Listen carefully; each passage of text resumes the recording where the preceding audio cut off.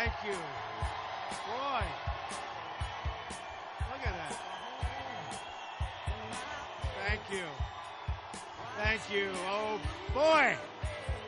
We're going to win Ohio. We are going to win Ohio.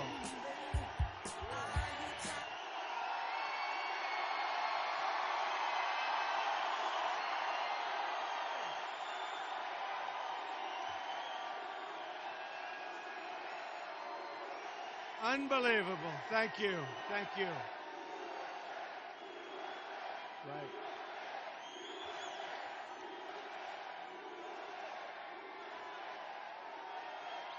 Thank you very much, everybody. What an honor. What an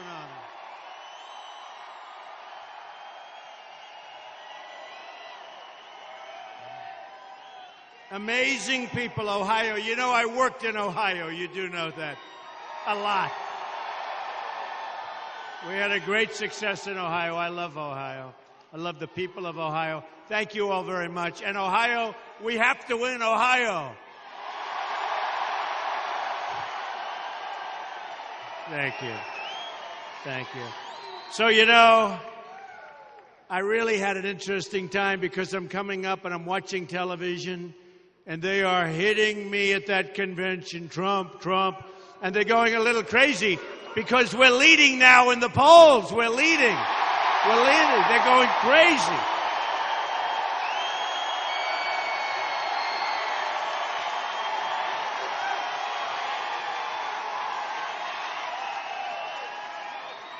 They don't know what to do. This was not supposed to happen. Crooked Hillary Clinton, she's not doing very well. Not doing well. It's amazing.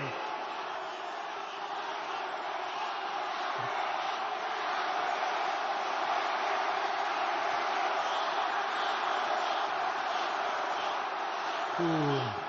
Let's just win. Let's just win. November 8th, we're going to win. That's the ultimate, okay? November 8th.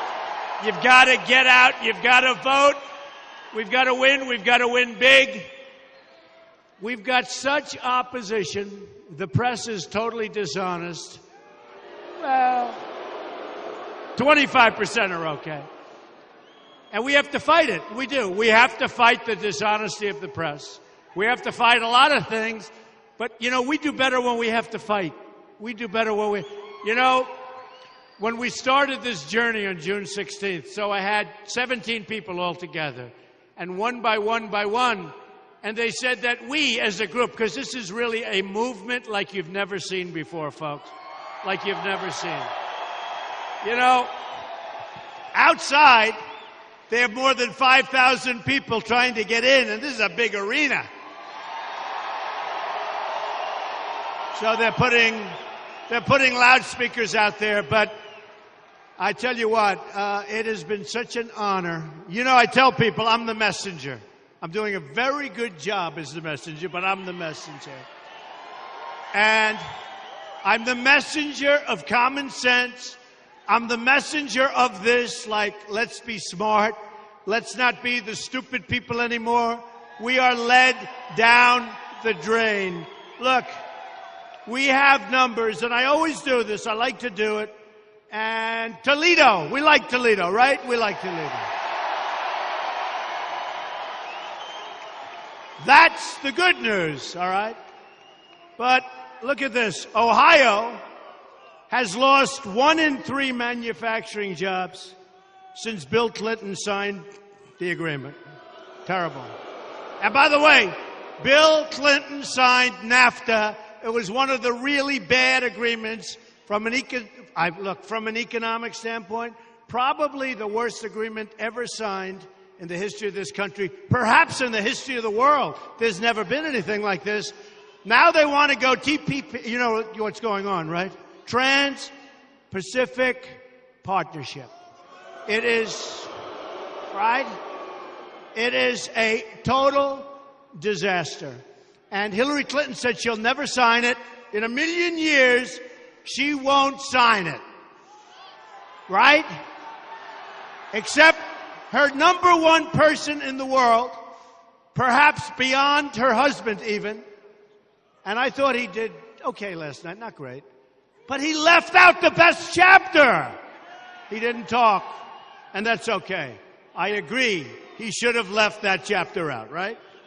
But look, TPP, Trans-Pacific Partnership, one of the worst things, it will be worse than NAFTA.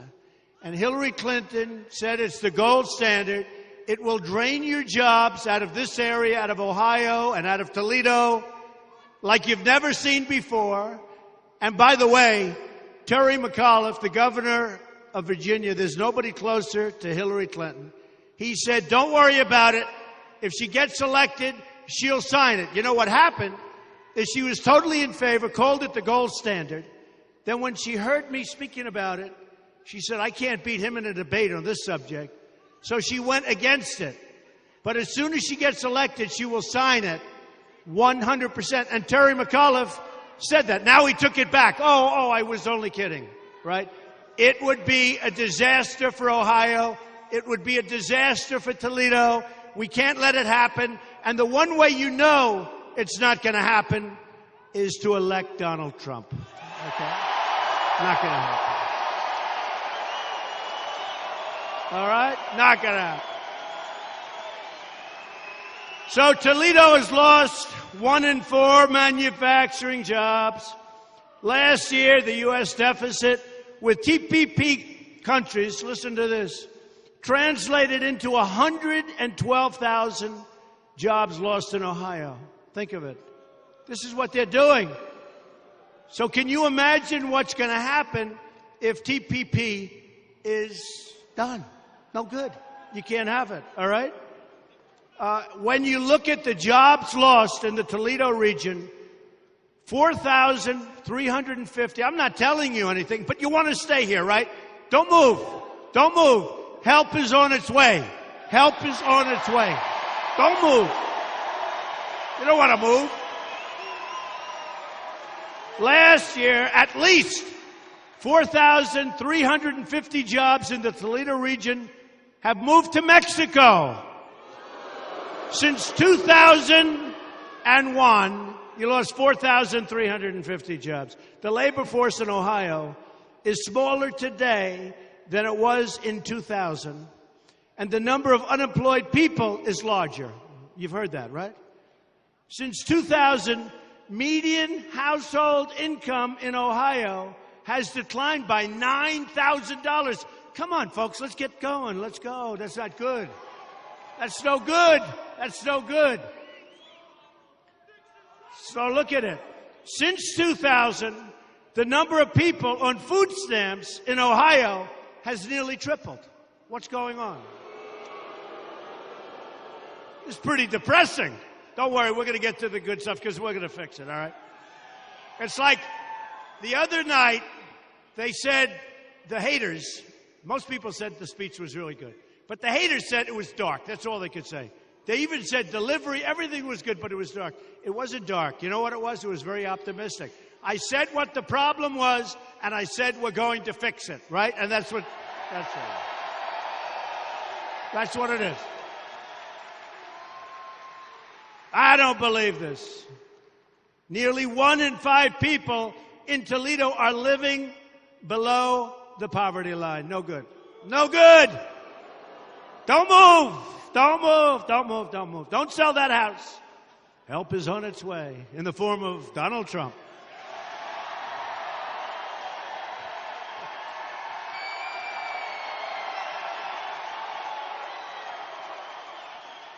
All right, I'm not going to go. I could go on for days. I have like 5 pages. It's too depressing. You'll walk out of here and say, that was the most depressing speech I've ever heard.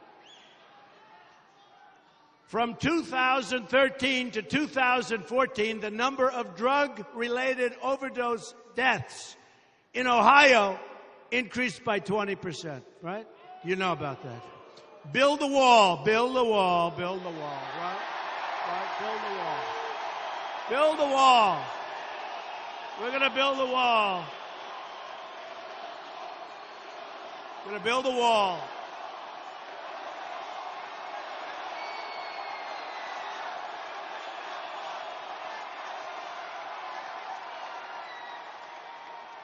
Crazy. It's crazy. So we're going to do a lot of things. And believe me, this is, other than what I had to read you the statistics, right? Because we have to start off. But this is an election of optimism. Now, Hillary Clinton is saying change. She's been doing this for 30 years. She's not going to change anything. She's totally controlled by the lobbyists and by the special interests. Folks, she's not going to change anything. And by the way, the system was totally rigged against Bernie Sanders. Totally rigged. 100%. And Bernie is exhausted. Bernie just wants to go home and go to sleep. Bernie. He's had it. Bernie's had it. And honestly, from a standpoint of legacy, because he had a good thing going. Now, his crowds, by the way, were much, much, much smaller than mine. That's the good news. But he was second above any other Republican. But our crowds are beyond. Nobody's seen. You know what? And I say it all the time. We've been on the cover of Time magazine so much over the last year that it's almost like I don't even read the stories anymore. It's like all my life being on the cover of Time magazine, that was a big deal. I was like 1 or 2 times in my lifetime. And I've been, I think, 6 or 7 times in the last year.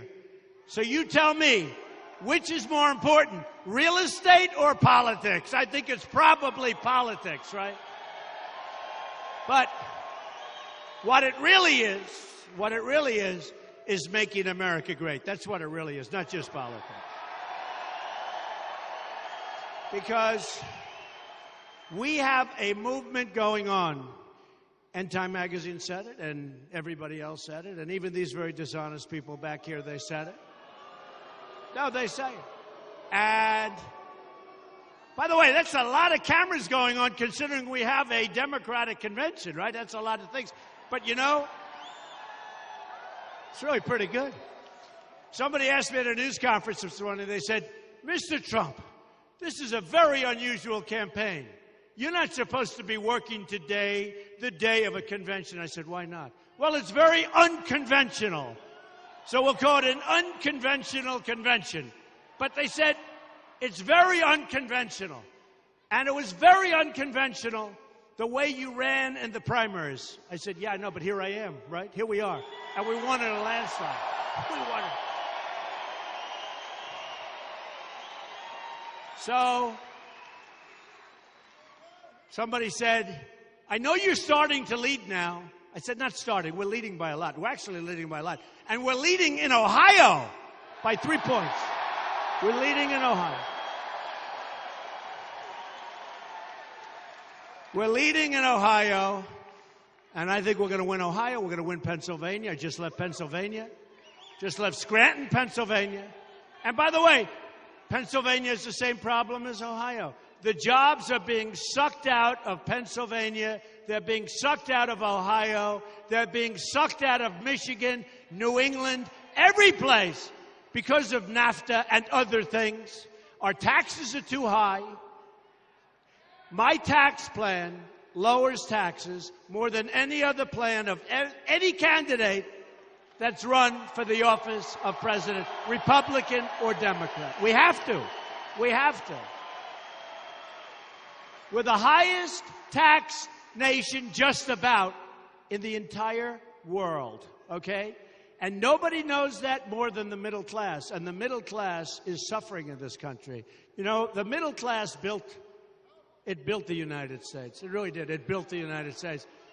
And our politicians forgot about the middle class, all right? They forgot about the middle class. They took care of wealthy people like me. I am not complaining, I'll be honest with you.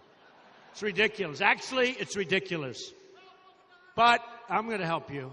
We're going to help you. We're going to help you. We're going to help you. It's unfair.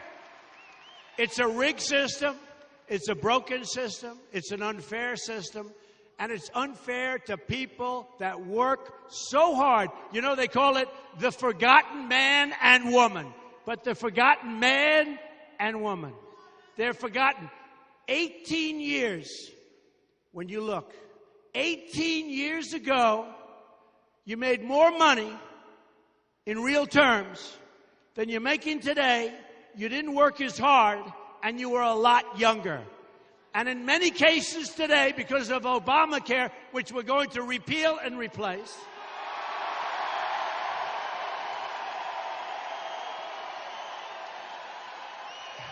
in many cases,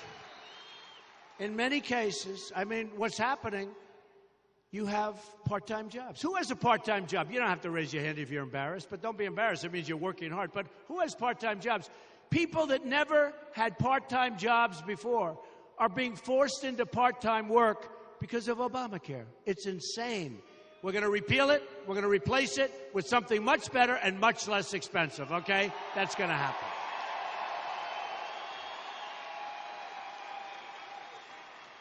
So a year ago, President Obama said, Donald Trump will not become the president. They also said Donald Trump wouldn't get the nomination. You remember? They said Donald Trump will not run. Then they said, well, he ran. And then I started off with 6%. Not bad. You know, it was only a half a week, right? So I started off with 6. I went to 12. Went to 18, went to 20. Then I went to 24, then I went to 26, then I went to 29. And every time I'd go up, they'd say, the pundits, well, that's a ceiling. He won't go any higher. Week after week, I was driving these poor people crazy. Week after week. And the crowds were massive right from the beginning. We had the biggest crowds. We went to Mobile, Alabama. We had 35,000 people. We have these incredible crowds. We were driving them crazy. But every single week, I go up. And then we had one place where I had 38%, and I think we had like 11 or 12 people. You know, don't forget, we had 11 or 12 people. And when you get 38 with 11 or 12 people, that's almost impossible.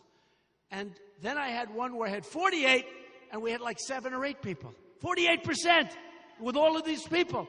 And the pundits were saying, he hasn't broken 50. What are we going to do? Abraham Lincoln could not have broken 50. And then a couple of more guys came out. And all of a sudden, we just went. And we had 78% in California. We had a massive landslide in New York, massive in Pennsylvania. We did great in Ohio. If I had 2 more days, we would have won Ohio. 2 more days.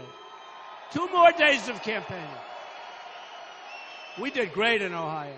But 2 more days of campaigning, I would have won Ohio. What happened is I was in Florida. I was doing great in Florida. And then they came out with what you call a dirty poll. It was done by NBC. And you know what a dirty poll? That's a poll that perhaps, let's not say, in my opinion, I'll say it this way, in my opinion, it was a phony poll, all right? And I thought I'd win it easily. And they had a headline, Donald Trump down to 6 points. I said, oh, no, I have to stay. So I stayed in Florida, campaigned, and I won by a massive amount, much more than anticipated. I won't go into it because I'm running against a guy who he just endorsed me, and he was very nice, so I'm not going to go in. But I won big, like real big, like many, many times that poll. But because of the dirty poll, I had to stay in Florida and campaign for 2 more days. If I would have come to Ohio for 2 more days, we would have won Ohio, too. We would have won Ohio. But now is the real one, because it doesn't matter, because I had 38 states, plus the islands, 42, 44, something like that, and won more votes than anybody in the history of the Republican Party. That's pretty good, right? That's pretty good. Pretty good. And if I didn't, I wouldn't have it right now, because the system is set for politicians to win. And the last thing we need is another politician. Do we agree? The last thing. So it's been an amazing experience. So now we started off with essentially one person. I mean, these other 2 people, forget it. Although I think a vote for Stein would be good. You know, it's the Green Party. Because I figure anybody voting for Stein is going to be for Hillary. So I think vote for Stein is fine. And the other guy, I don't know what his story is. I watched him the other day on television. I don't quite get that. But what we have to do, say nice things about your governor. You have to do that, right? Huh? Oh, he was very nasty to you, Governor. No, we don't want that. But look, we are going to do things like have never been done before. And the reason that Bill O'Reilly and so many others, but Bill O'Reilly said that what has happened to Donald Trump is the single biggest political phenomena that he's witnessed in his life. It's pretty good. And many people have said that. Many people have said that. And by the way, speaking of phenomena, I'd like to introduce you to somebody who is very, very special, who gave a great speech the other night at the convention. And I'm a little prejudiced because he's my son, Eric Trump. Eric, come up here, Eric.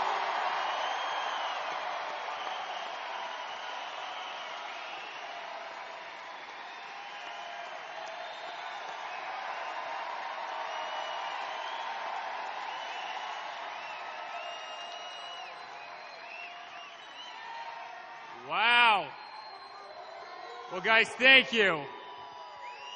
Well, first of all, we're going to win in November, just to make sure everybody knows that.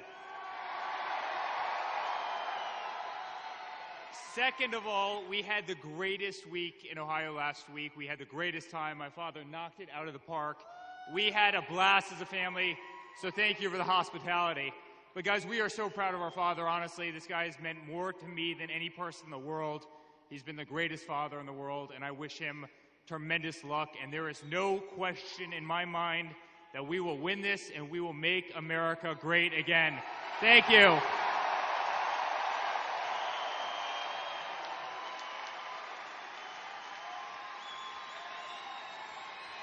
He did a great job the other night. Did a great job. Remember this, and I was talking to Eric on the way over. Whoever wins this election may be the most important. You know, every year they say, every 4 years they say it's the most important. This may be the most important election for many decades. This could be, and just remember this, and most people have come, we actually have a very unified party, believe it or not. You saw that the other night when people went absolutely crazy in love. They want a unified party. But remember this is so important to remember. Supreme Court justices. That's all. That's all you have to think. That's all you have to think. If for no other reason, you've got to get me, because I'm the one. But we lost a great justice in Scalia, great guy, and we have to replace Judge Scalia with justices of the Supreme Court like him. If Hillary Clinton gets in, she is now so far left that we're never going to have a country again. We're going to end up being Venezuela. We're going to end up being Venezuela. So when I see certain people, and there are very few, but when they're not on board, all it means is this. It's Trump or Clinton. It's nobody else. It's Trump or Clinton. And we have to remember Supreme Court justices. We put out a list because I'm not a politician. So some conservative people were a little bit skeptical, and I can understand that. They said, well, how about if he puts liberal judges on? Well, it's not like our presidents have done such a great job. Not like they've done such a great job. I mean, we had 2 chances to knock out Obamacare, and we had an appointment of somebody, I won't say, but the appointment didn't work out too well. Didn't work out too well because, shockingly, they approved, essentially, they allowed Obamacare to go forward twice. Should have never happened. So, now in all fairness, sometimes you pick a judge, doesn't work out. That's happened. Numerous of them over the last 25 years, that's happened. We're going to pick great judges.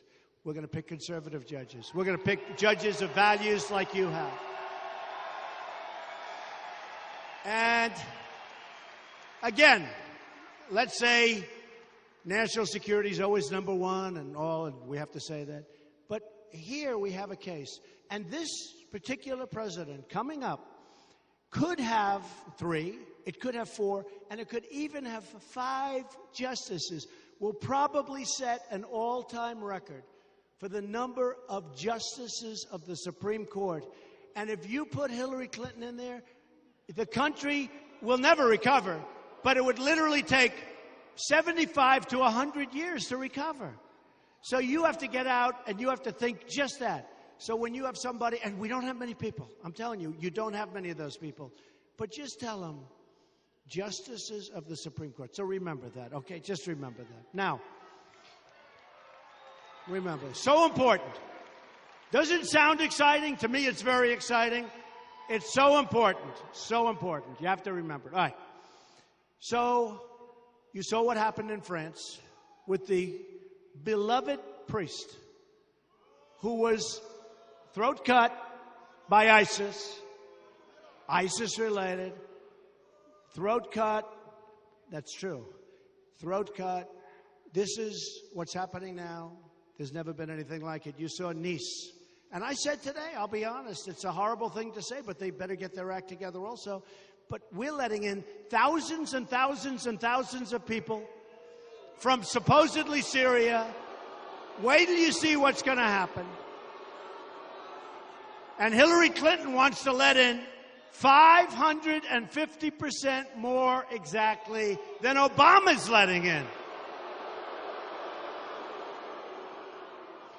But I have a friend, he used to like France, and he was going to France. And I said, how's your trip going?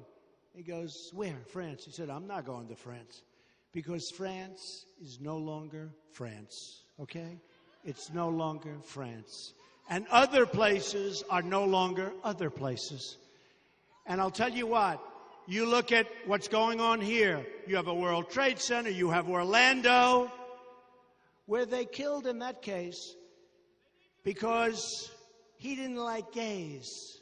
And they killed all of these people, young people, and killed them. And San Bernardino, where they came in and radicalized. She was probably radicalizing him. She radicalized him. And they went out, they shot 14 people that gave them a party for their child when their child was born. Gave them a party, and then they went in and shot him. And many, many people wounded. And you had Paris, 130 people killed, and hundreds of people still in the hospital. They went in and shot him. And just boom, boom, boom. And if there was ever a case for the Second Amendment, you look at some of these things. You look at some of these things.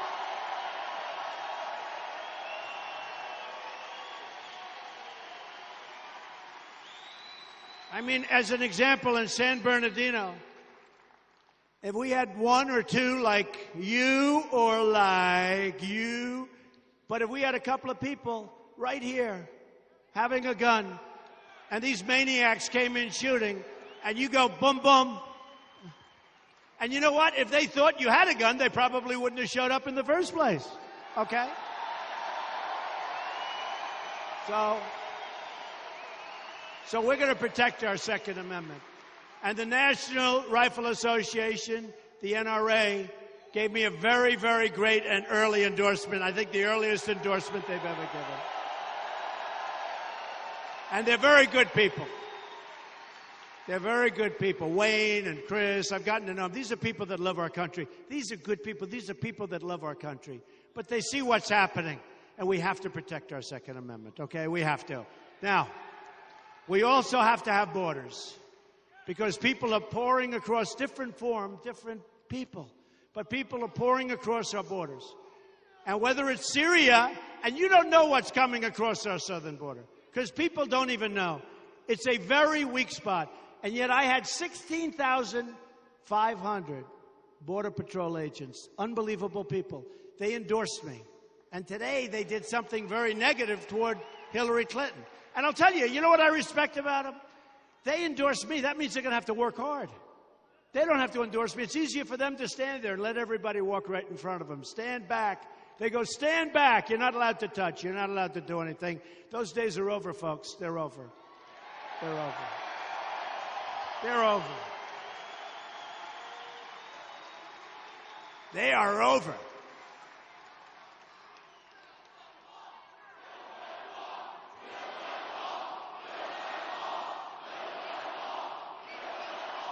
We're going to build that wall. We're going to build that wall. And it's going to be a real wall.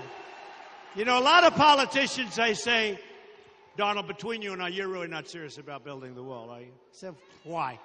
You can't build a wall like that. So the wall is 2,000, but you don't need 2. You need really 1,000 miles.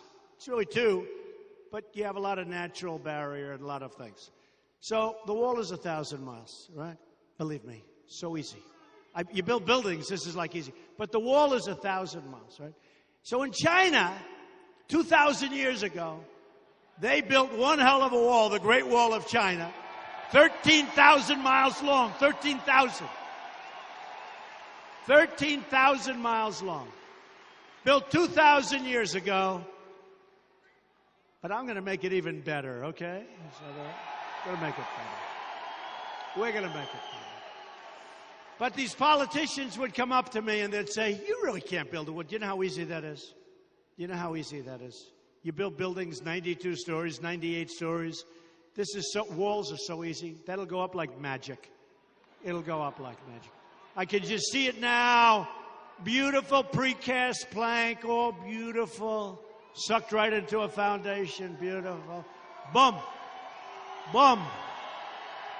Beautiful. And we're going to make that wall as beautiful as a wall can be, because someday maybe they'll name it after Trump. No, I'm all like, but it's going to be big, it's going to be powerful, we're going to make it as architecturally attractive as we can make it. But we need it. And I asked when the Border Patrol, 16,500, when they endorsed me, I said to them, I'd like to ask you a question before we break up. I want to ask you a question. How important is the wall? And I'll never forget their answer. They said, Mr. Trump, it's very important. It's maybe the most important tool. It's another tool to stop people from coming across, to stop drugs from coming across. Because I want to tell you, we have drugs that are just destroying our youth, pouring across the southern border. Many, many states. In New Hampshire, which I won, I've never forgotten New Hampshire, because I see this beautiful place. The lakes and the trees and the beautiful little roadways, and it's just I love New Hampshire. And I won. It was my first victory. And then I won, boom. We won wild. We just kept winning. It's good to win. Is it good to win? But I've told this story. I went to the people of New Hampshire, and I said to them, let me ask you this, just out of curiosity, let me ask you, what's your biggest problem? They said, heroin. I said, heroin? Because it didn't fit with, like, the image of New Hampshire. I said, heroin. That's your biggest problem? Heroin. Coming from the southern border, poisoning our youth and other people. And I said, if I win, I'm telling you, folks, we're going to fix that problem. We're going to get it fixed. We're going to get it fixed. And they're not the only community. Who likes, have you heard, you know, when I do the thing called the snake, has anyone ever heard that? How many people have heard it? Just tell me. Have you all heard it or not? So raise your hand if you've heard it, because I think it's great. Not that many. So for the people that have heard it, should I do it once tonight? I'd do it every week. All right. Big Al Wilson. So this was written years ago. And you have to think in terms of the border. And you have to think in terms of ISIS and people coming across the border when you hear this. I haven't done this in a long time. But I love it because it's so descriptive. So I'll do it? Yes? Should I? Yes. So think. The border, people coming across, you know bad things are going to happen. It's only a question of time. On her way to work one morning, down the path along the lake, a tender-hearted woman saw a poor, very, very poor, half-frozen snake. His pretty-colored skin had been all frosted with the dew. Oh, well, she cried, I'll take you in, and I'll take care of you. Take me in, oh tender woman. Take me in, for heaven's sake. Take me in, oh tender woman. sighed the broken snake. She wrapped him up all cozy in a curvature of silk and then laid him by the fireside with some honey and some milk. Now she hurried home from work that night. As soon as she arrived, she found that pretty snake she'd taken in had been revived. Take me in, O tender woman, take me in, for heaven's sake. Take me in, O tender woman, sighed the broken snake. Now she clutched him to her bosom. You're so beautiful, she cried. But if I hadn't brought you in by now, you certainly would have died. Now she stroked his pretty skin and then she kissed him and held him tight. But instead of saying thank you, that snake gave her a vicious bite. Take me in, O tender woman. Take me in, for heaven's sake. Take me in, O tender woman, sighed that vicious snake. I saved you, cried the woman, and you bit me. Heavens, why? You know your bite is poisonous, and now I'm going to die. Oh, shut up, silly woman, said the reptile with a grin. You knew damn well I was a snake before you took me in.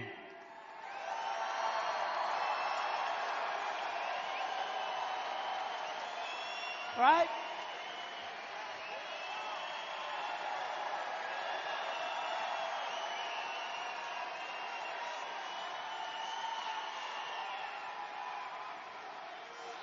Right? That's it. That's what's going to happen, folks. I hate to tell you, folks. We can be nice. We can be soft. We can be wonderful. We can have a big, beautiful heart. We can talk about our Constitution, and I love our Constitution. But you know, our Constitution doesn't allow us to commit suicide, okay? We've got things that we really have to think very hard about. And we're talking about territories. We're talking about areas. We're not going to let these people in. We're not letting them in. Remember the snake. We're not going to let them in. And it doesn't take everybody. And I have a heart as big as anybody in this massive arena that's packed. I have a big heart.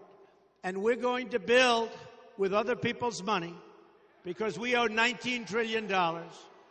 We're going to build safe havens. We're going to build safe havens in Syria. We're going to get the Gulf states to put up the money. They have nothing but money. And if it wasn't for us, they wouldn't be there for 15 minutes.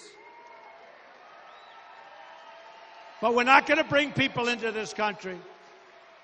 We're bringing them in right now by the thousands, and we don't know who they are, where they come from. There's no documentation, and law enforcement... Hey, look, I've gone to the best. Law enforcement officials say there's no way of saying where the hell they come from. Okay? So we're going to be smart. We're going to be vigilant. We're going to be tough as hell. And we're going to be respected by the rest of the world. Look what happened in France. Look at what's going on in Germany. Look at what is going on in the world. The world's a different place. And it's all leadership. But we're taking in tens of thousands of people. And you watch. Remember this snake that I just read to you. Just remember it. Just say, I've been so right. Remember I said take the oil. I also said don't go in to Iraq. At the beginning, don't go into Iraq. You're going to destabilize the Middle East. All right, they win. Then I said take the oil. Take the oil. To the victor belong the spoils. I don't know if you call us a victor, but we certainly knocked the hell out of them. See, we weren't really the victor because the victor would have been if we never went in. You know, for years and years, forever, Iran was fighting Iraq, what was Iraq, essentially. And they were the same. Militarily, they were the same, right? They'd fight for 5 years, back, forth, back, forth, back, forth. We'd read about it, little story. They had a fight. Then Saddam Hussein would drop some gas. Everybody would get angry. The other side would hit them with a little gas, then they'd rest for a couple of years, right? Then they go back to fighting. But it was the same. 10 feet this way, 10 feet that way, fight, fight, fight. Then we went in and decimated one of the countries. We decimated. So they can't fight. And Iran, as sure as you're standing here, sorry, couldn't get your seats. There's just too many people, right? You don't mind standing, right? But as sure as you're here, Iran's already essentially taken over Iraq, okay? And they've taken over a lot of the areas, a lot of the oil, and they're going to take over the rest. And Iraq is reporting to Iran. And we're like the stupid people. We spent more than $2 trillion, thousands and thousands of lives. And you know what people don't understand is that Iraq has among the richest and best oil reserves in the world. They don't realize that. People don't realize that. So not only did Iran make a great deal with us on the $150 billion, that's peanuts, because we handed them Iraq that they've been after for years, but they couldn't do it because the armies or the military was the same. It was the same, but we decimated the one. Then Obama gets involved, and instead of taking his time and, look, I didn't want to go in, but you don't move everybody out and announce the date. We're going to move out. In fact, the other side, they didn't believe him. They thought it was, a little con job. And then he moved out. They said, he's moving out. But they backed up. They didn't have to fight because he's moving. I couldn't believe. When I heard he was going to give a specific date and leave, can you imagine General George Patton or General Douglas MacArthur? They are right now, folks, spinning in their grave.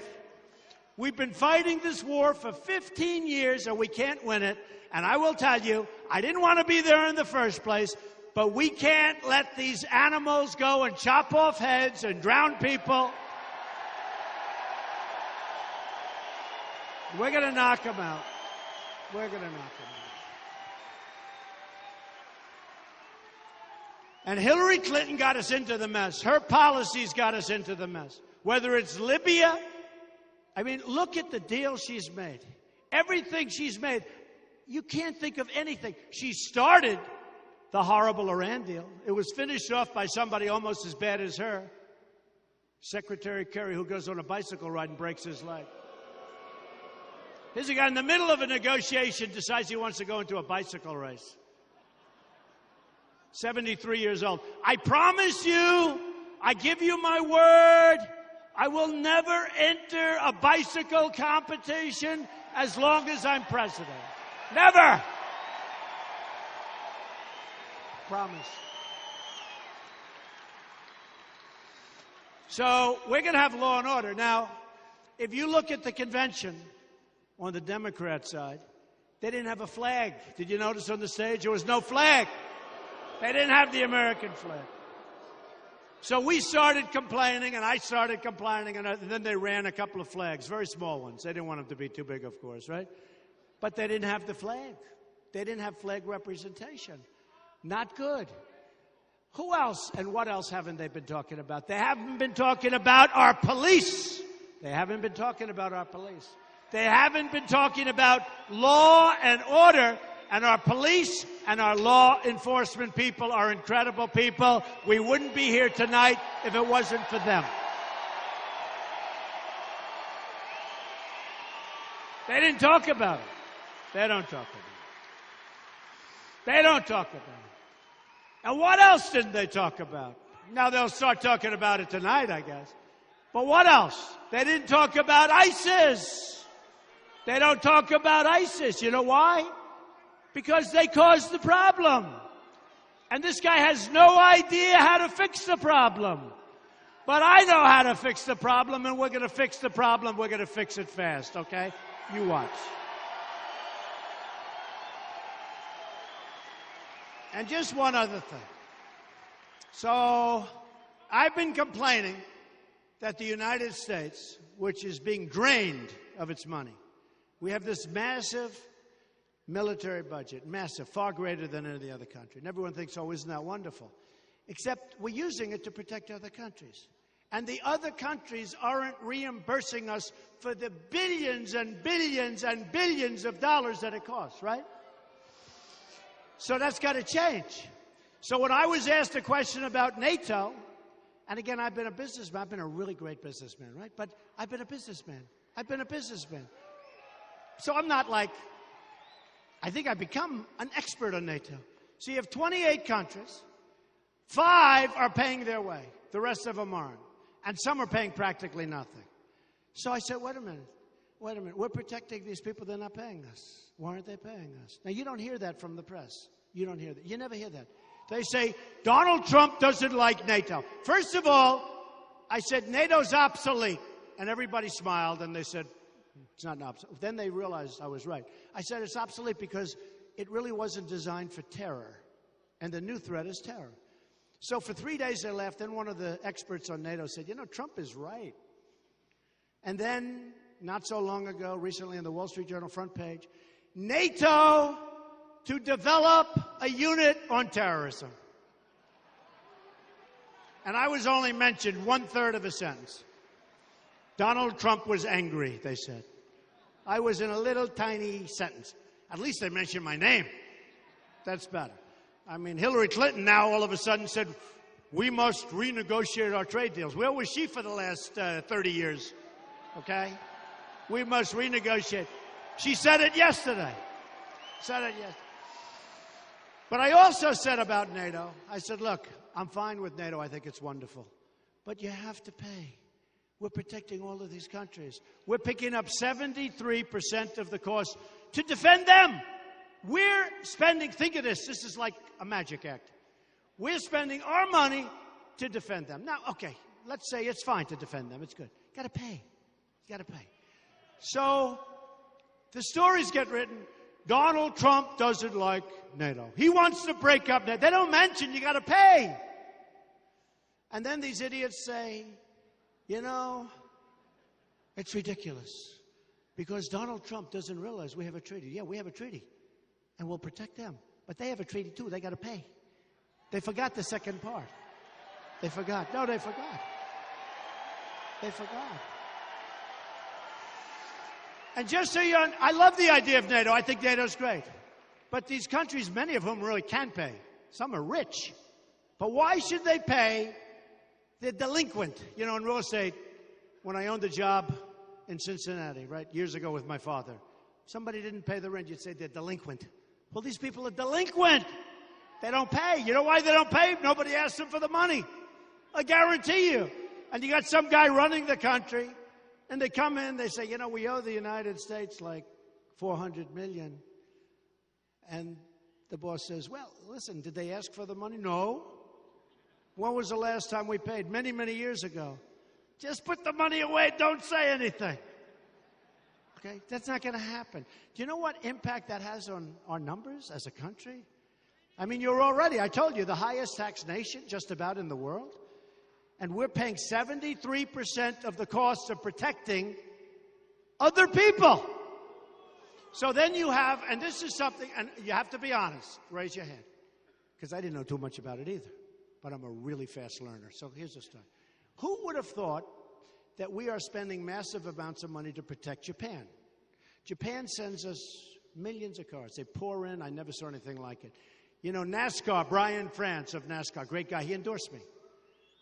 King Richard Petty endorsed me. Many of the drivers, they're great drivers. They endorsed Trump. But these cars come pouring in from Japan like you've never seen. We send them practically nothing. We send them beef. Beef! You want to see a trade imbalance?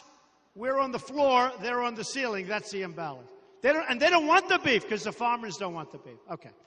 So here's the story, folks. Japan. We protect Japan. So Obama sends out a general, and the general has a news conference like a month or two ago.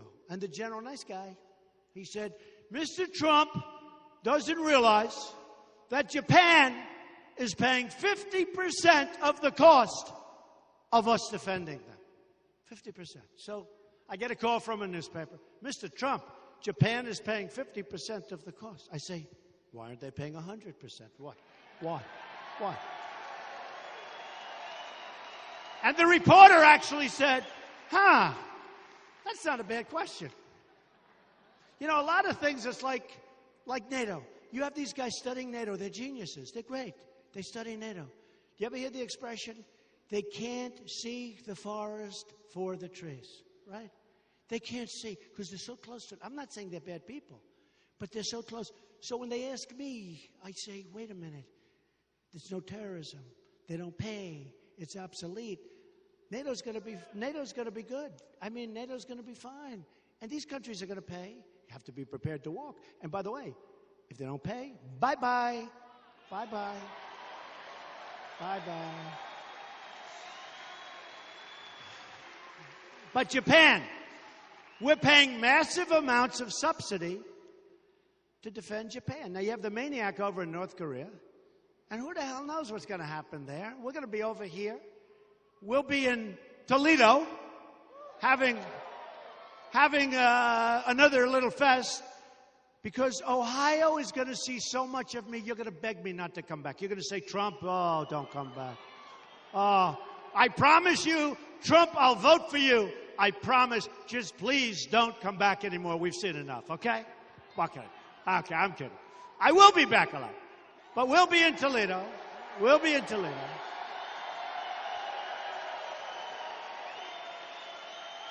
We'll be in Toledo.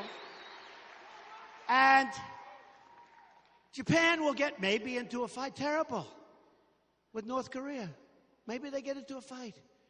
We're here. Okay, so we're now supposed to go to the other side of the world. We're going to fight. And we're subsidizing them. Now, here's the story. I'd rather do it this way because I don't want them to really rearm. But sometimes you have to say, you got to be prepared. Because we can't afford this. This isn't 40 years ago and 30 years ago. We're in a different world. We're going to make our country really strong again. But right now, we're vulnerable. Right now, we're foolish because we've had stupid people leading us. So here's the story. Here's the story. Do you know in our contract or treaty with Japan, if Japan gets attacked, we have to go and fight. That's probably World War III, right? We have to defend Japan. If we get attacked, Japan doesn't have to do anything.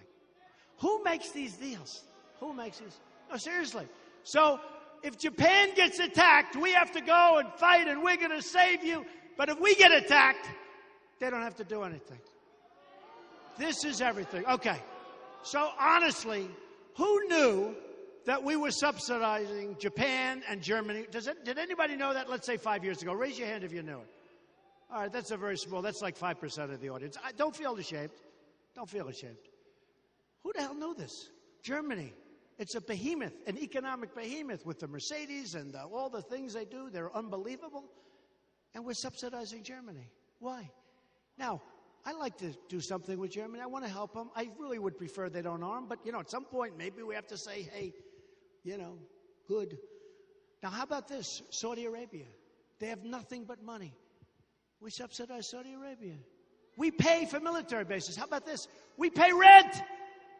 We pay rent. We pay rent to defend them. And they have nothing. Think of it. Think of it. How stupid are we? Saudi Arabia has nothing but money. And you know what? Without us, in particular, without us, Saudi Arabia would be there for 2 weeks. 2 weeks, maybe a month. No, they'd be there for a couple of weeks. First of all, Iran is fighting us in Yemen. And Yemen has one thing that everybody loves. That's a long border with Saudi Arabia, right? When we made the deal with Iran, why didn't we say, hey, you're fighting us in Yemen, you got to end it. You know what Kerry's answer was? It was too complicated to say that. So we're fighting with Iran and Yemen. Nobody knows what the hell's happening. But they don't want Yemen. They want the border with Saudi Arabia because they want to take over Saudi Arabia. So as long as we're there, not going to happen. But here's what happens, okay? Here's what happens. We tell them you have to pay up. They have nothing but money. Don't worry about it. I mean, this is a really, really rich, even with oil prices down. They were making, with the higher prices, $1 billion a day. And we're defending them and subsidizing. I mean, how stupid are we? Honestly, they wouldn't be there for a week. They wouldn't be there for a month. So here's what happens. We go and we say, sorry, folks, you got to help us out. We got problems. We got problems. You got to help us out. And they'll say no. And I'll say, bye-bye. Bye. Bye.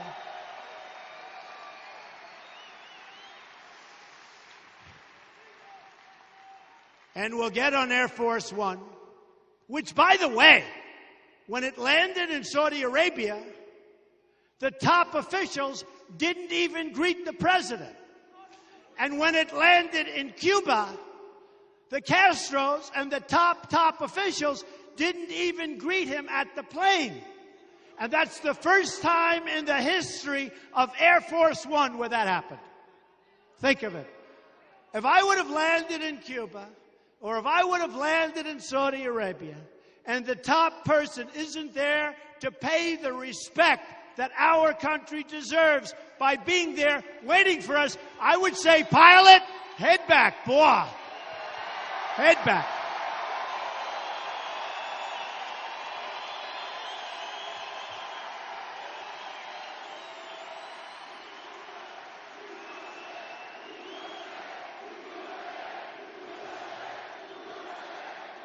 So sad. So sad. These stories are, these stories are impossible. I'll give you another one, just a quick one. Should I do one more before I get the hell out of here? All right.